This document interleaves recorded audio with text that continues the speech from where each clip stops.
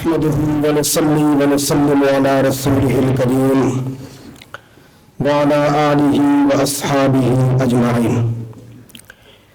أما بعد فأعوذ بالله من الشيطان الرجيم. بسم الله الرحمن الرحيم. قل لا أسألكم عليه أجرا إلا المودة في القربى. صدق الله العظيم.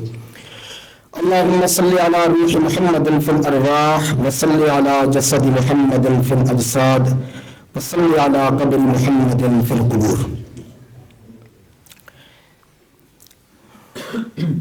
محترم بزرگوں، بھائیوں، دوستوں، حضرات علماء کرام اور مختلف شعبہ زندگی سے تعلق رکھنے والے میرے محترم دوستوں، عظمت اہل بیت کے خوبصورت نام سے حضرت مولانا عبدالشکور صاحب حقانی دامت برکاتہ العالیہ اور ان کے رفقا نے یہ ایک بابرکت محفل مجلس ترتیب دی ہے. اللہ عز و جل ہم سب کی حاضری اس بابرکت محفل کے اندر قبول فرمائے اور زندگی کے آخری سانسوں تک اللہ تعالی ہمیں اہل حق کے ساتھ وابستہ رکھے. دوستو، آسان ترین اصول یہ ہے کہ مسلمانوں کا، اہل سنت والجماعت کا کسی بھی طبقے کے ساتھ اتفاق یا اختلاف حقیقت کی بنیاد پر ہے، محض ٹکراؤ کی بنیاد پر نہیں ہے. کیونکہ ٹکراؤ کی بنیاد پر جو چیز وجود میں آتی ہے نا، اس میں نفرت ہوتی ہے، اس میں حق تلفی ہوتی ہے. اور جو چیز، جو اختلاف، جو اتفاق حقیقت کے نتیجے میں وجود میں آئے وہ مسلک اعتدال ہوتا ہے. ہم سب کا یہ ایمان ہے کہ نبی علیہ الصلوۃ والسلام کی صحبت مبارک میں جتنے بھی لوگ ایمان کی حالت میں آئے وہ قرآن کی روح سے جنتی جماعت ہے. اب اس میں جو تقسیم ہے نا، وہ نفرت کی بنیاد پہ نہیں ہے، وہ الہی تقسیم ہے. ہم مسجد میں آتے ہیں تو مسجد بھری ہوتی ہے، لیکن ان سارے شرکائے مسجد میں ایک امام ہوتا ہے، ایک مؤذن ہوتا ہے، ایک متولی مسجد ہوتا ہے، باقی سارے مقتدی ہوتے ہیں. یہ اللہ کی تقسیم ہے یا نفرت کی تقسیم ہے؟ اللہ کی ہے، اس میں کوئی اختلاف نہیں. یہ ہمارے امام مسجد ہے جی، ٹائم ہو گیا، اب آ جائیں. یہ ہماری مسجد کے مؤذن ہے جی، یہ ہماری مسجد کے متولی ہے جی، یہ ہماری کمیٹی کے اراکین ہے جی. یہ نفرت کی تقسیم نہیں ہے. جب تقسیم ہونے لگ جائے نا، یا تقسیم کی جانے لگے نفرت کی بنیاد پر، تو طبقات کے ٹکراؤ سے فرقے اور فتنے وجود میں آتے ہیں. یہ مسلمانوں کا مذہب نہیں ہے، اسلام کا مذہب نہیں ہے، اہل سنت والجماعت کا مذہب نہیں ہے. ہاں اتنا ضرور ہے، ہم کہتے ہیں نبی علیہ الصلوۃ والسلام کی صحبت میں آنے والے کچھ تو ایسے تھے جنہوں نے نبی کے در سے فیض پایا ہے، کچھ ایسے تھے جنہوں نے نبی کے گھر سے فیض پایا ہے. جنہوں نے فیض پایا ہے نبی کے در سے وہ صحابہ ہیں، جنہوں نے فیض پایا نبی کے گھر سے وہ اہل بیت ہے، اور کچھ ایسے ہیں جنہوں نے نبی کے دل سے فیض پایا ہے، وہ ہے ابو بکر عمر. اس میں کوئی گڑبڑ والی بات ہے جی؟ اچھا، اب گڑبڑ کہاں سے شروع ہو گئی؟ او جی، صحابہ کرام نے اہل بیت کی حق تلفی کر لی. دوسرا گروہ وجود میں آ گیا، نہیں جی اہل بیت تو کسی چیز کے اہل تھے ہی نہیں. ایک طبقہ کیا کہہ رہا ہے؟ صحابہ نے اہل بیت کی حق تلفی کر لی. دوسرا طبقہ کیا کہہ رہا ہے؟ نہیں جی نہیں، اہل بیت تو کسی چیز کی صلاحیت رکھتے ہی نہیں تھے. آپ کا کیا خیال ہے؟ یہ دونوں گروہ غیر متوازن، غیر معتدل اور متشدد ہے کہ نہیں ہے؟ ہم یہ کہتے ہیں اللہ رب العزت نے صحابہ کرام کی تقسیم کی ہے، اہل بیت کی تقسیم کی ہے. دیکھیے، انما یرید اللہ لِيُذْهِبَ عَنْكُمُ الرِّجْسَ أَهْلَ الْبَيْتِ وَيُطَهِّرَكُمْ تَطْهِيرًا. یہ ایک لمبے رکوع کا چھوٹا سا آخری ٹکڑا ہے. تو جہاں سے اللہ نے بات شروع کی وہاں سے مسئلہ اخذ کرنا چاہیے یا درمیان سے کرنا چاہیے؟ جہاں سے اللہ پاک نے سلسلہ کلام کا آغاز کیا اللہ رب العزت فرماتے ہیں کہ میرے نبی کے اہل بیت میں نبی کی بیویاں بھی ہیں. نبی کی بیویاں بھی ہیں. اہل سنت والجماعت کہتے ہیں نبی علیہ السلام کی وہ اولاد جو سیدہ حضرت فاطمہ الزہرا رضی اللہ تعالیٰ عنہا کے بطن اطہر سے نکلی پیدا ہوئی آگے شاخیں چلی سلسلہ چلا وہ بھی نبی کے اہل بیت ہے. حضرت علی رضی اللہ تعالیٰ عنہ بھی بایمان اہل بیت ہے کہ وہ نبی کے داماد ہے اور داماد بھی بیٹا ہوتا ہے. تیسرے نمبر پہ اہل سنت والجماعت کہتے ہیں کہ جتنے بھی خاندان بنو ہاشم کے افراد ہیں بنو عقیل ہو آل جعفر ہو آل عقیل ہو یہ سب کے سب اہل بیت میں ہیں. اس کا ثبوت انما یرید اللہ لیذھب والی آیت سے ہو. اس کا ثبوت قل لا اسألکم علیہ اجرا الا المودۃ فی القربى کی آیت سے ہو یا اس کا ثبوت ان اللہ وملائکتہ یصلون علی النبی کے آل محمد کی تخصیص سے ہو. ہم یہ کہتے ہیں صحابہ کے جتنے بھی طبقات ہیں کل کے کل جنتی ہیں. اہل بیت کے جتنے طبقات ہیں کل کے کل جنتی ہیں. اب صحابہ کے کتنے طبقے ہیں جی؟ 3. اہل بیت کے بھی 3 سمجھ لیں صحابہ کے بھی 3 ہیں. والسابقون الاولون من المہاجرین 1 والانصار 2 والذین اتبعوہم باحسان کتنے ہو گئے؟ یا صحابی ہوگا مہاجر یا صحابی ہوگا انصاری یا نہ مہاجر ہوگا نہ انصاری ہوگا فتح مکہ کے بعد پیدا ہوگا یا فتح مکہ کے بعد اس نے اسلام قبول کیا ہوگا.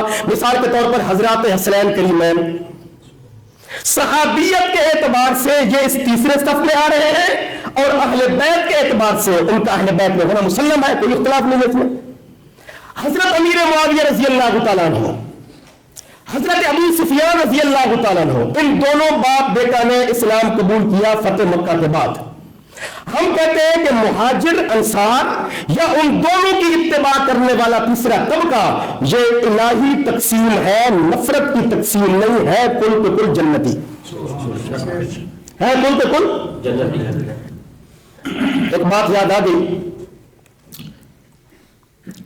انگلینڈ کے اندر ایک عالم ہے ویسے وہ پیچ بھٹا راول پنڈی کے ان کا نام ہے مولانا عبد القادر گیلانی بریلوی مسلک کے ہیں. 1980 کے دور میں ان کے دماغ پہ گرمی چڑھ گئی. یہ فطرے جو بنتے ہیں نا یہ دماغ کی گرمی سے بنتے ہیں. ہیٹ چڑھتی ہے دماغ پہ تو فطرہ بن جاتا ہے. تو اللہ ہم سب کو دماغ کی گرمی سے محفوظ رکھے. کچھ امین کہتے ہیں نماز کے بعد ہم پھر زور لگاتے امین کہتے ہوتے ہیں پریشانی والی بات نہیں ہے الحمدللہ. مولانا عبد القادر جیلانی جو ہے نا انہوں نے وہاں ایک مسئلہ کھڑا کر دیا انگلینڈ میں جی کہ اللہ تعالیٰ ہمیں فرماتے ہیں نبی پہ صلاۃ و سلام پڑھو صلو علیہ وسلموا تسلیما اور درود ابراہیمی کے اندر صلاۃ تو ہے سلام نہیں لہذا درود ابراہیمی نماز کے اندر پڑھنا جائز ہے نماز سے باہر پڑھنا مکروہ ہے. کبھی آپ نے مسئلہ سنا پہلے؟ سبحان اللہ. ایک مارکیٹ میں نئی چیز وجود میں آ گئی بالکل اتفاقی چیز کسی کا کوئی اختلاف ہی نہیں ہے لیکن مشہور ہونے کا یہ بر ہے نا کہ نئی ویرائٹی مارکیٹ میں پیش کر دو مشہور ہو جاؤ گے. لوگ بڑے حیران ہوئے کہ یہ حضرت مولانا کو کیا ہو گیا. صلاۃ و سلام درود ابراہیمی کے عظمت والے درود ہونے پر پوری امت کا اتفاق ہے. حضرت کعب بن عجرہ کی روایت صحیح بخاری میں موجود ہے. وہ فرماتے ہیں کہ ہم بارگاہ رسالت میں حاضر ہوئے اور ہم نے کہا کہ یا رسول اللہ صلی اللہ علیہ وسلم آپ کی آل پہ درود پڑھنے کا طریقہ کیا ہے. آپ پر تو ہم درود پڑھ لیتے ہیں السلام علیکم ایھا النبی ورحمۃ اللہ وبرکاتہ. آپ کی آل پہ درود پڑھنے کا طریقہ کیا ہے؟ تو اللہ کے نبی صلی اللہ علیہ وسلم نے ہمیں درود ابراہیمی پڑھ کے سنایا کہ میری آل پہ درود پڑھنے کا یہ طریقہ ہے. صحیح مسلم کے اندر بھی یہ روایت موجود ہے. صحابہ کرام فرماتے ہیں کہ ہم نے پوچھا یا رسول اللہ صلی اللہ علیہ وسلم آپ کی ذات والا بابرکات پر جس میں آپ کی ذات بھی آ جائے آل محمد بھی آ جائے درود پڑھنے کا طریقہ کیا ہے؟ حضور نے فرمایا اللہم صلی علی محمد و ازواجہ و ذریاتہ. پہلی جلد کے صفحہ 175 پر روایت موجود ہے صحیح مسلم کی. پتہ چلا حضور کی ازواج بھی اہل بیت میں, حضور کی ذریات بھی اہل بیت میں. اب دیکھو نا سنی مذہب میں تو کوئی گڑبڑ نہیں نا. ہم یہ کہتے ہیں کہ یہ جو تقسیم ہے نا یہ الہی آسمانی تقسیم ہے, یہ زمینی ارضی نفرت کی بنیاد پر پیدا ہونے والی تقسیم نہیں ہے. تو مولانا عبد القادر گیلانی نے مسئلہ کھڑا کر دیا کہ جی درود ابراہیمی صرف نماز میں پڑھنا جائز ہے, نماز سے باہر پڑھنا جائز نہیں ہے. یہ واقعہ مجھے سنایا علامہ خالد محمود نے رحمۃ اللہ علیہ. میں نے پوچھا تھا کہ آپ کی زندگی کا کوئی ایسا مناظرہ جو بڑی جلدی حل ہو گیا ہو. علامہ صاحب نے فرمایا تھا میرا ایک 2 سیکنڈ کا مناظرہ ہے جی. علامہ خالد محمود ویسے یہ مطالعہ بریلویت کی 4تھی جلد کے اندر واقع ہے. میں نے کہا کہ وہ 2 سیکنڈ والا مناظرہ کیسا ہے؟ علامہ صاحب نے فرمایا کہ مولانا عبد القادر جیلانی نے جب یہ بات چھڑی نا وہاں انگلینڈ میں, بیچارہ مسلمان پریشان ہو گیا کہ یار یہ مارکیٹ میں نئی ویرائٹی آ گئی ہے, ہم نے تو آج تک سنا نہیں, پریشان ہو گئے. علامہ خالد محمود صاحب فرماتے ہیں کہ میں نے ان کو ایک دن اپنے ہاں بلایا تو کہتے ہیں کہ میں پھر آ کے نا مناظرہ کروں گا. مناظرے کا ایسا ہوتا ہے نا, میں پھر آ کے مناظرہ کروں گا. علامہ صاحب نے فرمایا ہمیں اور کیا چاہیے, مناظرہ تو ہماری غذا ہے, آپ تشریف لیں مناظرہ کریں. مولانا عبد القادر گیلانی یاد ہے علامہ صاحب نے فرمایا کہ میں نے سنا ہے کہ آپ کہتے ہیں نماز کے باہر درود ابراہیمی پڑھنا جائز نہیں. کہتے ہیں بالکل اس میں سلام تو ہے سلام نہیں. علامہ صاحب نے فرمایا اچھا آپ اپنی دلیل دیں. اب بڑی دلچسپ بات ہے. کہتے ہیں ٹھیک ہے کہ میں دلیل شروع کرتا ہوں. بسم اللہ الرحمن الرحیم نحمدہ ونصلی علی رسولہ الکریم.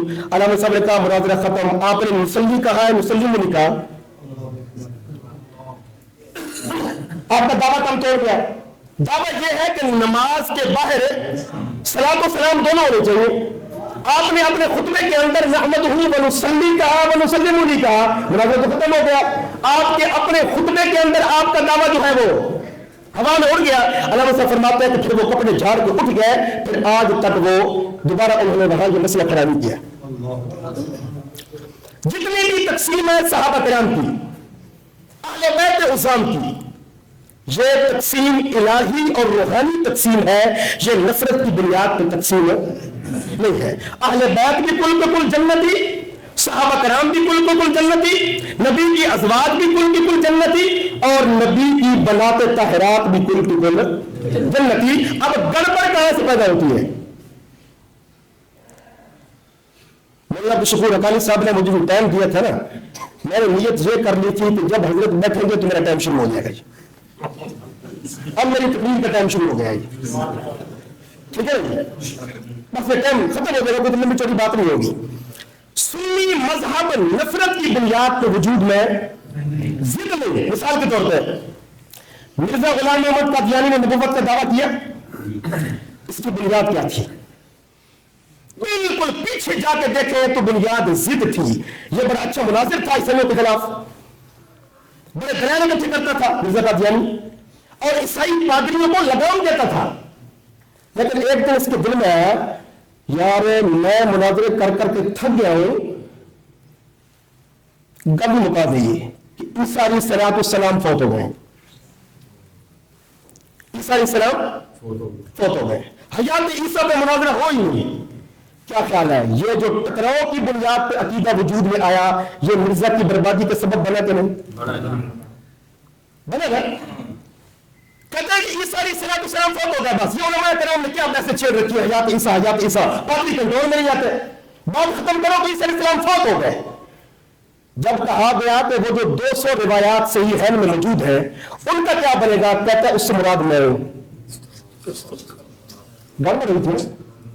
جب بھی کوئی عقیدہ ٹکراؤ میں وجود میں آئے اس کا نتیجہ خطرناک ہوتا ہے۔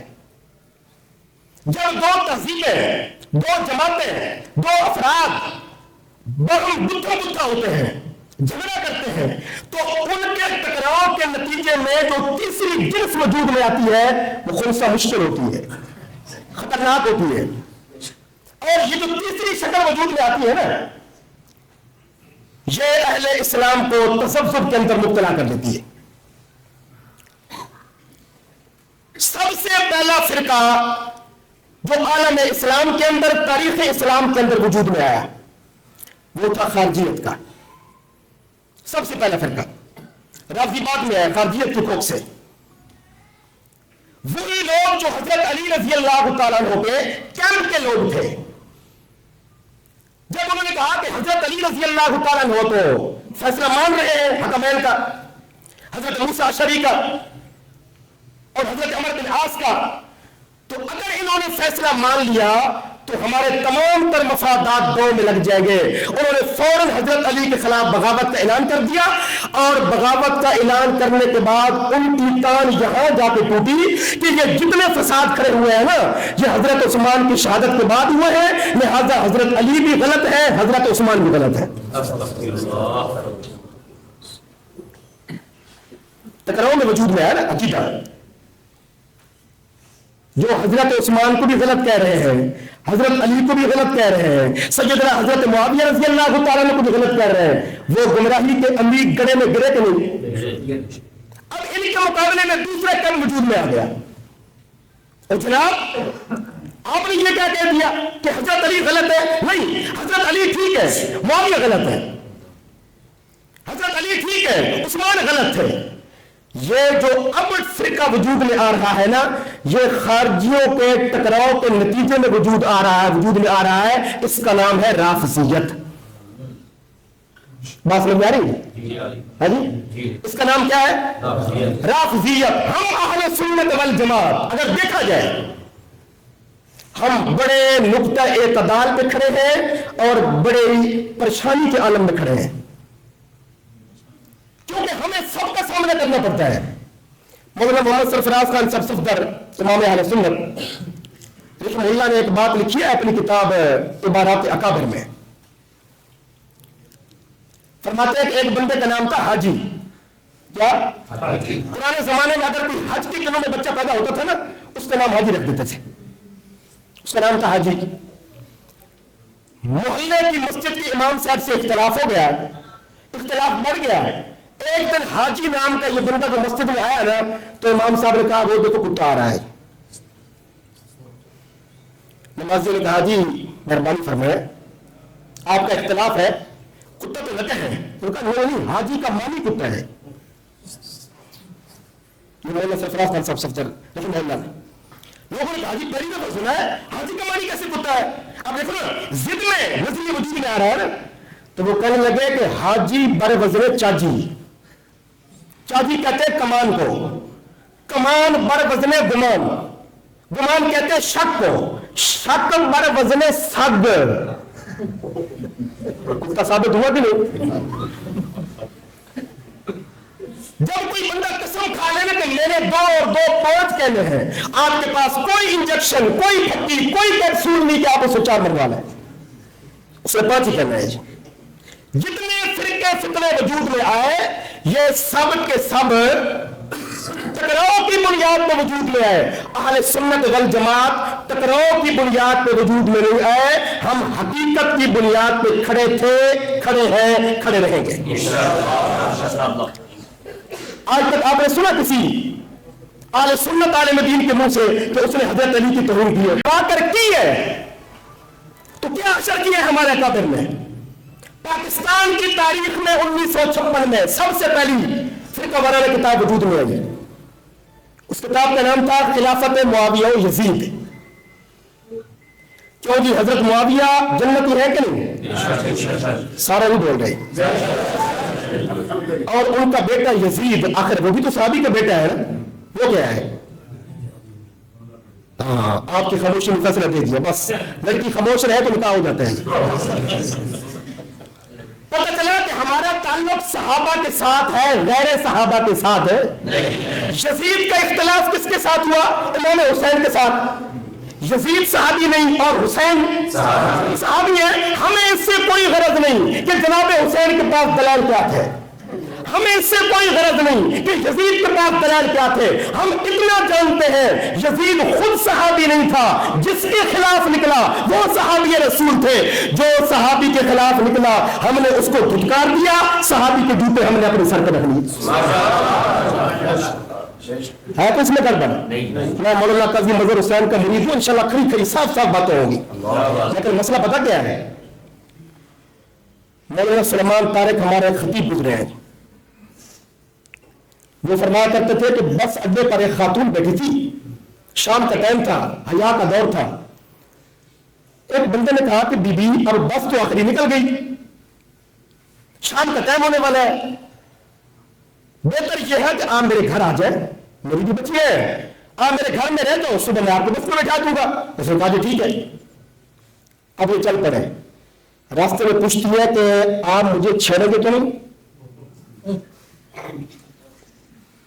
اس نے کہا جی میں نے آپ کو بیٹی کہا ہے، میں آپ کو کیوں چھیڑوں گا؟ چلو ٹھیک ہے جی، پھر چلتے رہے۔ 2-4 منٹ کے بعد پھر کہتی ہے اے ذرا سننا جی، آپ مجھے چھیڑیں گے تو نہیں؟ سچ بتائیے گڑبڑ کس کے پیٹ میں ہے، مرد کے یا عورت کے؟ اب ہم کچھ بھی نہیں کہتے لیکن خامخواہ حقانی صاحب کو سن جاتے ہیں کہ سردی صاحب چھیڑے گے تو نہیں؟ حالانکہ ہم نے تو چھیڑخانی والی بات ہی نہیں کی، ہم تو بات کر رہے ہیں جوڑنے والی۔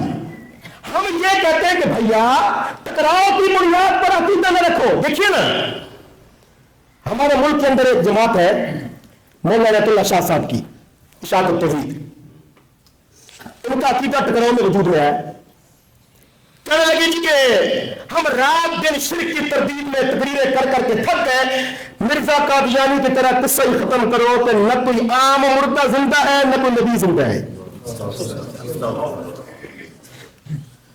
بھائی شرک کی تردید کرو، بدعت کی تردید کرو، آپ مولانا اشرف علی تھانوی سے بڑے موحد آ گئے، حکیم محمد، آپ شیخ العرب والعجم مولانا حسین احمد مدنی سے بڑے موحد آ گئے، آپ امام الکبیر مولانا محمد قاسم نانوتوی جس کے علم کی چوٹی کو دیکھ کر بڑوں بڑوں کی پگڑیوں کے بل کھل جاتے ہیں،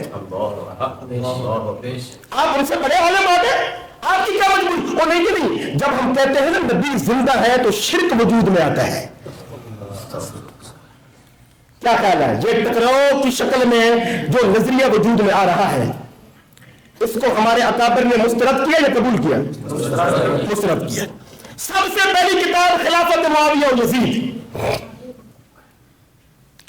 محمود احمد عباسی نے لکھی، اس نے حضرت امیر معاویہ سیدنا حضرت امیر معاویہ رضی اللہ تعالیٰ عنہ کی عظمت اور شان ثابت کرتے کرتے کرتے نتیجہ یہ نکالا کہ حضرت امام حسین رضی اللہ تعالیٰ عنہ کے مقابلہ میں جو جنگ ہوئی تھی کربلا کے اندر، اس میں یزید حق پہ تھا، حضرت امام حسین حق پہ نہیں تھے۔